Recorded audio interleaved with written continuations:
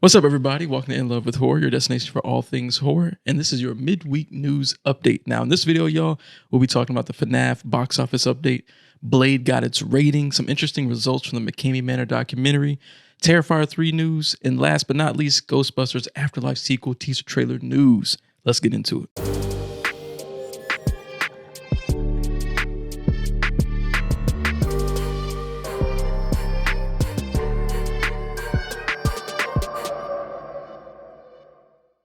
Now, first up, this is something that I personally was not expecting, and that's that FNAF is now the highest grossing horror movie of 2023 domestically. It's sitting at the time of this recording, $114 million, y'all. And it's also the biggest same-day streaming box office movie. So that means it came out on Peacock in the theater the same day, and it's still doing crazy numbers. That opening weekend, it made $78 million. Insane. And that's it being on Peacock at the same time. So, which is surprising, right? Because I think we both, originally when we talked about this, we didn't know how well it was going to do because of the fact that it was going to be available on Peacock. And we also thought you had to pay extra, remember? Oh, yeah, we did. And you don't. You don't. This is part of the subscription. Part of the thing, and it still did this much. People, obviously the kids was, pulling the parents out there. But still, $78 million opening weekend. And then with this past weekend, in the last couple of days, we're recording this on Tuesday night, $114.4 million is insane. Now, of course, that is domestically, y'all. So I'm sure it's going to keep going up from here. Like I said before, when we're on our podcast, kids are going to keep going back to watch this, back to back nonstop. We watched it 3 times that weekend. Oh, right. Yeah. Because of our son. And I mean, even now, he still be watching, YouTubers react to it on YouTube. So kids are obsessed with this thing. I'm sure it's getting crazy plays on Peacock. Yeah. It's going to keep, families subscribed to Peacock. And apparently people are still going to the theater to watch this. I'm sure it'll continue to do, crazy numbers. This is a huge success for Universal. But again, y'all, it is now the highest grossing horror movie of 2023. Again, domestically, and they already announced the sequel and all that stuff.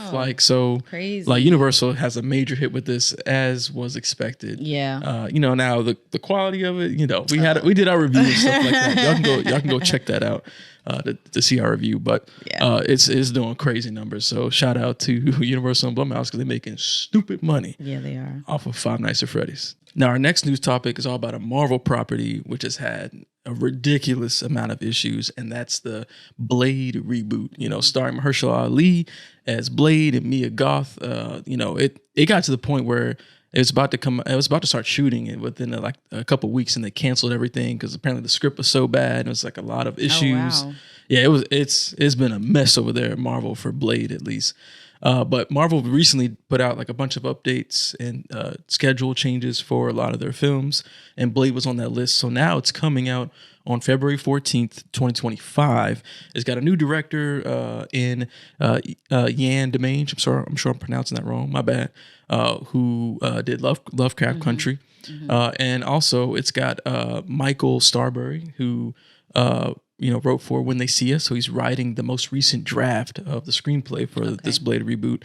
And also, we recently learned that Nick Pizzolatto, who helped write True Detective, is working on the script. And True Detective was fire. Yeah, that was a good show. That's super dope to hear. But also, in this most recent update, the director, Yan Demange, put out that Disney gave him the R rating. Nice. That's huge. Yes. As of right now, Deadpool was going to be the only Disney property is going to be R-rated. Of course, they bought Fox, but then a lot of people were concerned, are they going to let us keep the R rating? And Disney's like, yeah, you can keep the R rating. But now to hear there's going to be another Marvel property with an R rating, that's fire. And I feel we recently did our 31 Nights of Halloween movie marathon, and on that list, we actually have Blade on one of those weeks, on one of those days. So rewatching that again was super dope. And I was like, dang, we need a new Blade. And having that R rating is going to allow us to maybe approach the levels of the Wesley Snipes one, and just how dope it was, and the violence and all that type of stuff. Now, Yan Demange actually also went on to say in an interview, regarding the R rating and Mahershala, he said, and I quote, We're going to have fun because Mahershala is such a deep actor.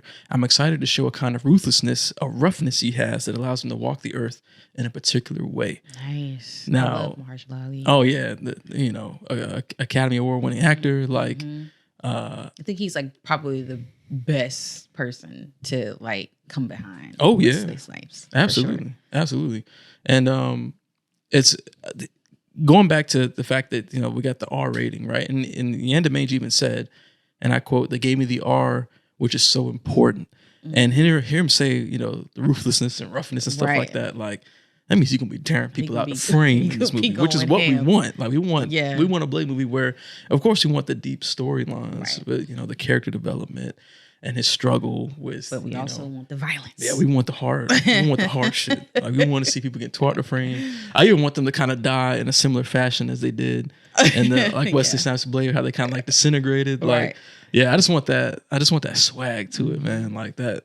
Wesley Snipes. I know we can't compare it exactly to it. Yeah, for sure. But you do want it to have some of that flavor. Want to have it. Yeah, some of that flavor. You a little bit. But this movie has been a mess, and I feel like they're finally getting their footing with these new, writers, new director, and with this kind of release date that's been pushed out a little bit, so they actually have time to set up properly. I feel like we actually might be getting somewhere. Hopefully by this time next year, we're getting like trailer or something like that. And we can actually get hyped for it. Yes. But R-rated Blade, y'all, from Marvel. It is coming, and it is stupid hype. Now, this next news topic is kind of a wild one, y'all. But McKamey Manor is now under investigation following the Hulu documentary that was released back in October. Now, the documentary that dropped last month was called Monster Inside. It did a deep dive into what is McKamey Manor and its creator, Russ. Now, as a result of its popularity, the Tennessee officials are now investigating the immersive haunt for its validity because Russ had made these claims about a $20,000 prize money if you could get through all his bullshit. Right. And then they're also investigating its overall operations and its waivers. They're investigating to see if their waivers were written and given properly, and that people were actually being informed of what they were getting into. Right. Now, you actually watched the documentary. So did you want to like comment on like kind of your perspective after watching it? Do you looking at it, does it make sense that the investigators would, off of this documentary, be able to build an investigation? Yes. Yeah. I'm actually very interested in how I guess they decided to investigate, because I feel like there's plenty of information already out there. Like, right. Well, maybe it wasn't enough. I don't know. But yeah, from watching the documentary, it's clear that Russ himself has some serious issues, and he is manipulating people, right, and setting them up basically for failure. And the whole validity about the $20K prize money was actually a good point, because I actually didn't even think about that. But yeah, that's a good thing. Like, because you can't really do that. You can't say, oh, if you do this, you can win. If there's actually no money for any of them to actually win. So for them to actually look into that is really good too. And then like the operations part, because in the documentary, you have like certain people, I guess, that make up his like inner circle. And it seems like even they don't really know what's going on. Like, there's no real sense of, this is a business. Like, it just seems like this dude at his house that just tries to get people doing shit in his backyard. Right. Type. Yeah. So it's really, really weird. So I can see how the presentation of the documentary would probably prompt people to say, okay, let's check this out. Right. So I'm actually glad that they're doing that. Yeah. And it's funny because I think you were reading it that the director also came out and was like, you're right, he was even surprised. He was surprised, right? Yeah. Yeah. But also I felt he did a good job in the documentary of bringing people in that have these types of attractions, like these immersive haunts that do it right. So you can kind of like compare the way that Russ is operating McKamey Manor with people who actually make this a business and do it the right way. Okay. One of the key components is that when people come to these things, they are expecting to experience their haunts based on their own fears or their own wishes. Like, there was one guy that was like in the military or something like that. And so like his particular experience was based on that. Like, and so when you go through this McKamey Manor thing, it's more so based on what Russ wants you to experience, right, and not what the person is thinking they're going to experience. Yep. So that was one of the biggest things that the director brought out during the documentary. Okay. But yeah, this was crazy. I was like, oh wow, that's super surprising. It's wild. And it's funny because, now you watched this documentary, but I haven't seen it. But I did, go down the rabbit hole of Reckless Ben. Went down the rabbit hole of Reckless Ben. Y'all shout out Reckless Ben. Because he had a bunch of videos about McKamey Manor and messing with Russ and stuff like that. So I was like watching all those. I just like, oh, this is crazy. It is. Like this whole charades facade, like it was just wild. Like if y'all get the chance, watch this documentary, but also go check out Reckless Ben's channel and watch the craziness that he's got on YouTube regarding McKamey Manor, because it's wild. But I'm curious to see how this will all play out. I'm sure we'll get a lot of updates as the investigation goes underway. But this was just a wild one that we definitely wanted to talk about here in this video. Now, next up, y'all, we'll be talking about the Terrifier 3 release date. Information that got put out. So, of course, Terrifier 2 just got re-released in the theaters on November 1st and November 2nd. And if you went, not only could you have gotten a Terrifier 3 poster if you were one of the first 100 people at the theater, but you also got the teaser trailer for Terrifier 3, which was only in theaters. It is not even online yet. Now, of course, people went and recorded and leaked it. So I'm sure you could find it online somewhere, but that's just the nature of the internet. I'm sure that everyone, Damien Leone himself expected that to probably happen. Yeah. But we actually got the release date for Terrifier 3, y'all. So it's coming out on October 25th, 2024. Of course, a lot of the same cast will be returning. David Howard Thornton as Art the Clown and Lauren Lavera as Sienna Shaw. The main pivotal people from Terrifier 2 coming back. Now, the synopsis for this reads, and I quote, it will see Art unleash chaos on the unsuspecting residents of Miles County as they peacefully drift off to sleep on Christmas Eve. Nice. Which is super hype. Like, that's such a genius idea to make this a Christmas horror movie or holiday horror movie. That's super exciting. I know the teaser trailer kind of had a lot of the Christmas themes, and he's wearing, even in the poster, just like the poster, he's wearing that like skin, like the Santa skin mask. I'm sure it's gonna be some wild shit with that.